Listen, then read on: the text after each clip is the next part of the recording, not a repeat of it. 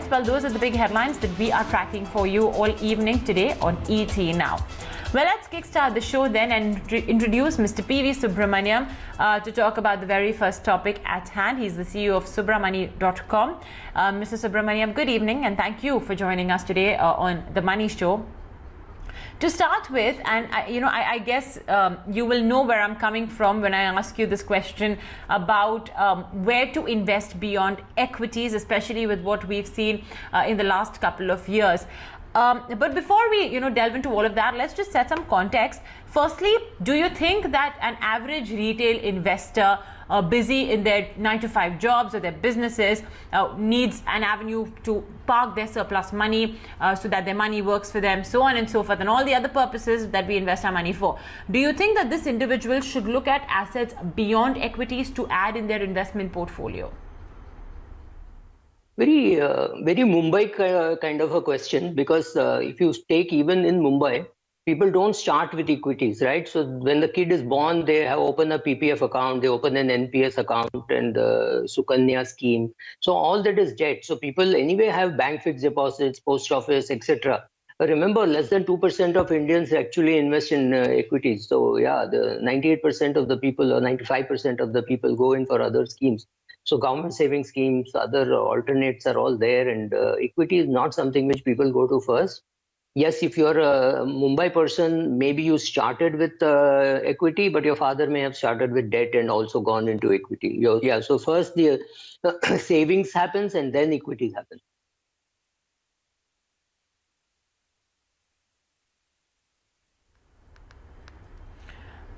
Well, a lot of our The Money Show viewers, Mr. Subramanyam, keep sending in their emails asking you to check their mutual fund portfolios for them.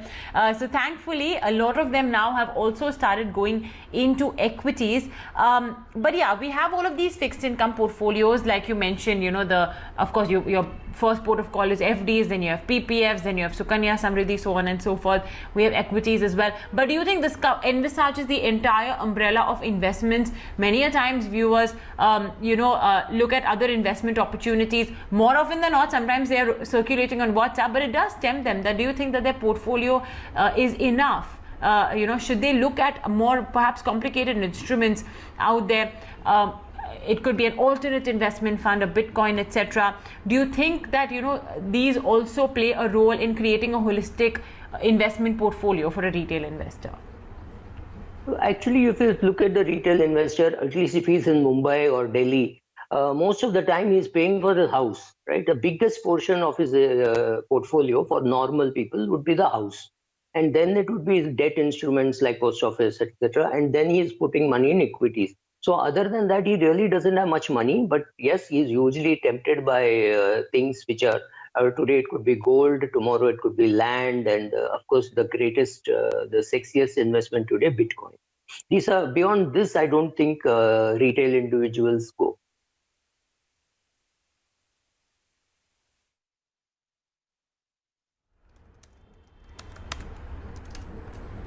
Okay, I think we've snapped that line with Mr. Subramanyam. Sir, can you hear me? Yeah, I can hear you. No, he's there. Yeah. Okay, all right, great. Okay. Let's understand now what are the, what role do different asset classes, be it equities, be it fixed income, or be it some of the more complex asset classes like maybe a credit risk fund, etc., play, what role do they play in the wealth creation or wealth preservation journey? And what are the options before different kinds of investors, whether they are a high risk, low risk, or medium risk appetite investor? Okay, Mubina, let's start. If a person has total investments less than $1 million US, that is less than 7.5 crores, I think he should look at debt only to preserve his money, and equity for the riskier portion of getting greater returns. He should not look for high-flying returns from debt. He need not put money in credit risk fund, etc. He should in ultra-short bond fund, short-term income fund, and maybe little long-term income fund. Beyond this, he should not look at debt instruments. Of course, bank deposits are there. Now, when you require money for 6 months or you require money after 6 or 7 months, that money goes into corporate or bank deposits or into liquid funds. slightly longer, 3 years, 4 years, that goes into maybe a short-term bond fund. Beyond this, he should not look at it unless he's a guy who understands risk, right? So there are a lot of risks. What happens when the markets turn bad? Your debt funds start behaving like mid cap and small cap funds, right? So what happened in April in Franklin Templeton? The fund had a liquidity problem, and then people went to court, etc., and still not sorted out. You don't want to run this kind of a risk, so you stay in very short-term maturity or little longer-term maturity, but that's all. You don't need to go beyond that. There are enough government schemes, bank deposits, etc. Don't chase high return. That could be fatal, right? So all the risk that you want to take it in equity. Use debt only for preservation. So if you made money, let's say you made 5 lakh profits or 7 lakh profit in equity, take that, put it in a debt fund. Use it for something. Maybe you take a vacation in 2021 December, or maybe in 2022. Use it for that, and all that should go into ultra short bond funds and liquid funds. No, don't go beyond short term bond funds.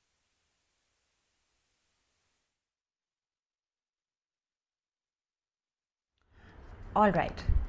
Okay, so keep it simple, especially, there are assets that you don't understand, don't invest in them, limit all the risks to the equity bit of it. And, there are more than enough instruments, like Mr. Subramanyam mentioned, from the government as well, to handle your short-term, medium-term, long-term, goals. And, of course, something that is, fixed income in nature.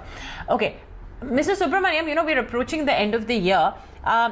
I'm going to ask you to curate an investment portfolio, and I know, of course, it depends, it's very objective, it depends from person to person. So let's say I'm talking about a healthy individual between the age of 30 to 35 or 40, so relatively a bit younger. He wants to invest his surplus money for wealth creation, perhaps, for retirement. What do you think are the must-have assets in his portfolio in 2021 onwards? Mubina, this is a good question. Now I'll tell you the limitations of what we can do as media people and what an individual investment advisor can do. Let us assume that this person that we are talking about is Mubina. So then I have to sit with Mubina, find out her risk profile, etc. So if I can't do that, I know that is a 30-year-old girl in Mumbai who's supporting a family of 5 people. So obviously she can take much less risk than a girl who is 30 years and earning well, and a husband who is earning well. So therefore their risk-taking ability is different. So if your risk-taking ability is very limited, please, for heaven's sake, don't chase returns. So first, look for safety. Safety is the most important thing, right? So 3 things like safety, liquidity, and then return. So if you are a person who requires a lot of safety, stick to bank deposits, government schemes like National Savings Certificate, PPF, NPS, etc. Understand even NPS there runs some risk. So stick to these kind of instruments where you will not see a variability. Yes, you will underperform the market, you will not get great returns, but yes, you can't afford to take risk. So first of all, establish that the person has ability to take risk. Then you can go and put money into equity funds. You can put into some large and mid-cap equity. You can put into some mid-cap equity and some into small-cap equity. So something like 60% it can be in large and mid-cap, and 25% can be in small-cap, and maybe 10-15% can even be in international funds like Asia or Europe, which might do better than what US has done. Not because US will do badly, but US has given a very strong run for the last 4 or 5 years. So you're a little worried. So this could be a good portion for the equity part. Any money that you require over the next 2-3 years has to be in short-term bond fund or preferably ultra-short bond fund. And any money which you say, I can't take risk beyond this in equity, do an SIP in a gilt fund. Because gilt fund returns will fluctuate a lot. Gilt fund behaves in the long run also more like a debt fund. More like an equity fund. There will be fluctuation in price. So do an SIP and look at it after 10 years or 12 years. So this combination should work. Far more important, first, this person should take a term insurance and an adequate medical insurance, because you saw COVID bills running up to 20-25 lakhs. So maybe a 10 lakh medical insurance plus a 15-20 lakh top up and a super top up. This should complete his portfolio. And very important, if he or she has a house, they should write a will, because your mutual funds and insurance policies will go to the nominee, but your house will not, your real estate will not get passed on without having a properly written will. This should complete the portfolio, but again, caveat, you should go and look for an advisor who will sit with him, do your risk profiling, and that basis you decide how much to put in equity, how much in debt, and your own ability to understand. Like, I know if the person opposite to me is Mubina, I would bravely recommend equities because she understands equities. But if it's a person who doesn't understand equities, then I would suggest very small 5,000, 10,000 rupee kind of SIP and look at it on a daily basis, see what is happening. सीखो, बाद में 50,000 डाल सकते हो. So first investment has to be learning. Second investment has to be debt instruments. Then there can be a little bit of gold in that. Then it has to be equity, medical insurance, and writing a will. This completes your portfolio.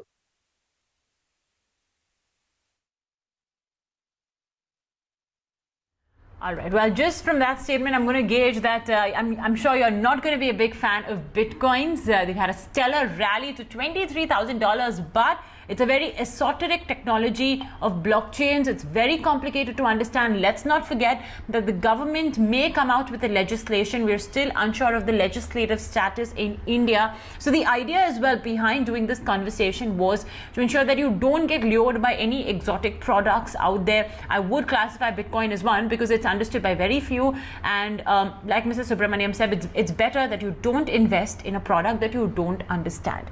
Well, you know what? We'll take a very short break on the show, but when we return, we'll be back to answer your questions and queries. Don't go anywhere.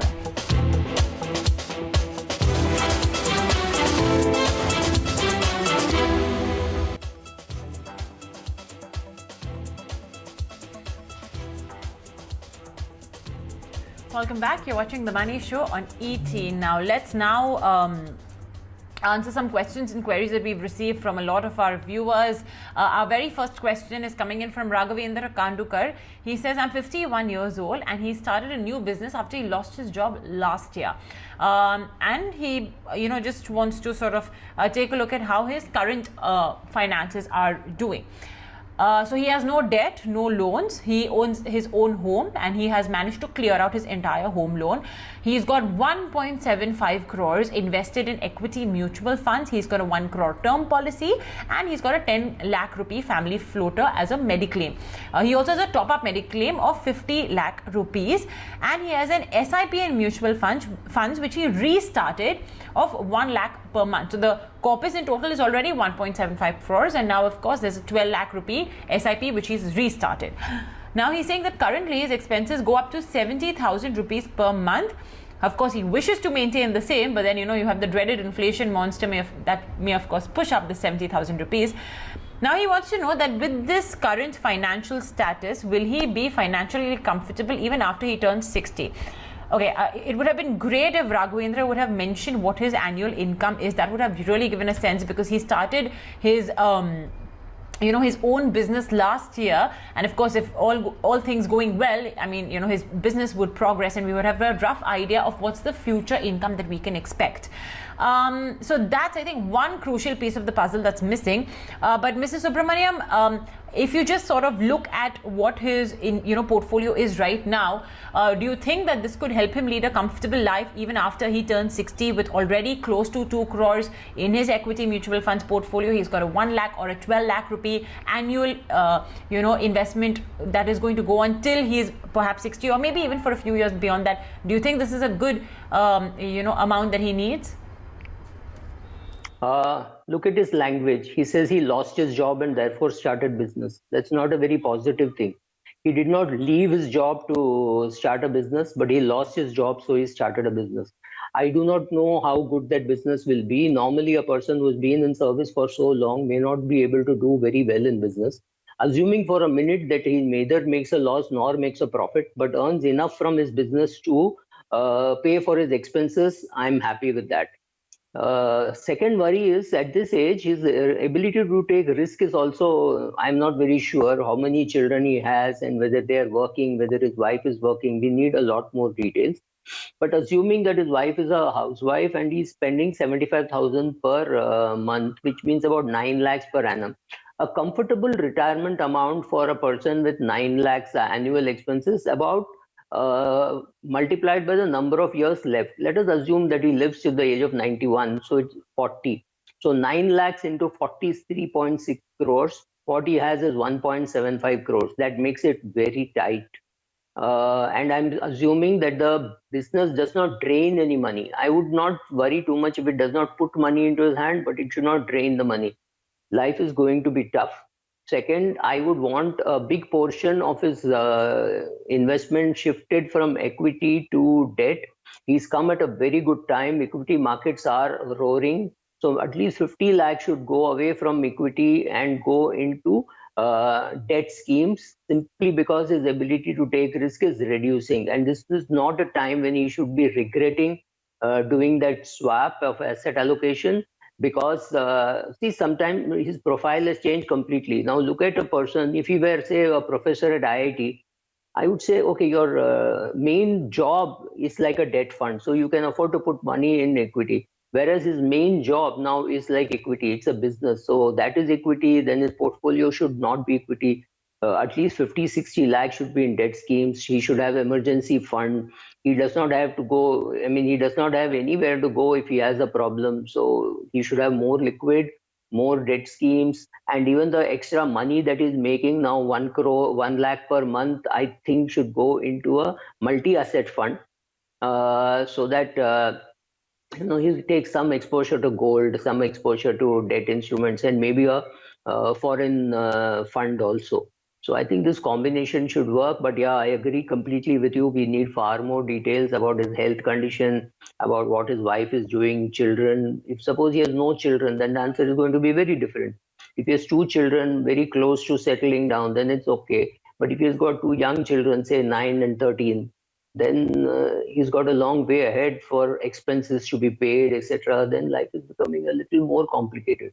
We need more details, but tentatively, yes, he should move more into debt, have less of equity, because his life has changed from debt instrument to equity instrument. As an employee, you're largely like a debt thing. You will get your fixed salary every month.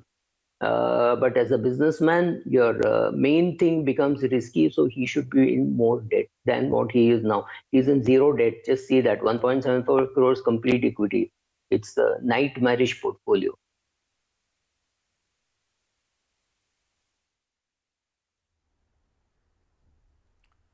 All right. Okay, so that's just a rough idea of how you should go about a key and an important bit that Mr. Subramanyam has recommended, that you should consider moving at least 50 lakh rupees into debt. You are now 51, so your risk appetite as well is decreasing. 1.75 crore plus you'll be adding another 20 lakh rupees every year, so that's going to be a good amount of money in equities. You should now start moving to debt, and it's a great time. Markets are as well close to record highs. Okay, very quickly, let's take on board one more question. We have Akshay saying, most of my HDFC schemes have been underperforming. I have an HDFC top 100 in my portfolio. It turns out to be the only one with losses. Should I hold or redeem? And he also mentions that HDFC, as an AMC, its schemes used to do very well in the past. What's changed now? What's happened now? This is a very interesting question. There has been one or two changes, but that's only happened in the last 3-4 months, and that's on the management level. But yeah, Mr. Subramanyam, what's your opinion? I think Milind Barve will kill me if I say it's not performing, because Milind Barve has resigned, but I don't think it's got any connection with that. No, but jokes apart, I think from HDFC top 100, he should shift to the HDFC Sensex fund. It has been underperforming the index for a long time. It does not justify his charges. So maybe partly at least he should shift to the Sensex fund and partly to the HDFC equity fund. He should make the shift. But please also understand, Prashant Jain is a person who thinks very differently. Last year or maybe 15 months back, it was the easiest thing to do was to buy Reliance and HDFC. He bought Reliance, but he did not buy too much of HDFC Bank. He bought State Bank of India. State Bank of India performed after a very long time. Coal India performed after a very long time. So this query may not be completely true. Maybe after 15 days, you might find that HDFC top 100 is also performing. But yes, I would think a portion of it should go to the HDFC Sensex fund and a portion of it should go to the HDFC equity fund. and a small portion can remain in HFC top 100. But I don't know, I don't want to find reasons and things as to why it underperformed. It's just some market calls. You buy State Bank of India because it's the biggest bank and it doesn't perform well, and HDFC Bank performs well. I don't think you should look too much beyond that. But yes, the Prashant Jain is a fantastic fund manager. He's got his styles.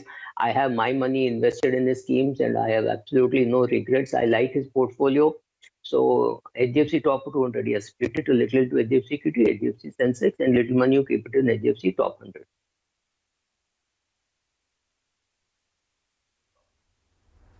All right. Okay. Well, yeah, that's of course about the HDFC mutual fund, and that's Mr. Subramanyam's view. These things are very dynamic, and it's a very high possibility that perhaps Akshay will write back to us maybe a month later saying that, okay, I perhaps take back my query. It's all about asset allocation as well. You have some funds that perform at a period of time, some that don't. Okay, well, I think with that, we are out of time. So, Mr. Subramanyam, it's always a pleasure having you with us on The Money Show to speak with us on a variety of topics. Thank you so much, as always, of course, for patiently answering our viewers' questions and queries as well. And folks, if you'd like to connect with us, you can write in on The Money Show at etnow.tv with your feedback, questions, queries, comments, what you'd like to see on the show, what you don't like to see on the show as well. And of course, if you'd like to catch this particular episode with Mr. PV Subramanyam, you can log into ET Now's YouTube channel under the Money Show playlist. This entire conversation will be uploaded very shortly. For now, we'll take a very short break on the show. Don't go anywhere.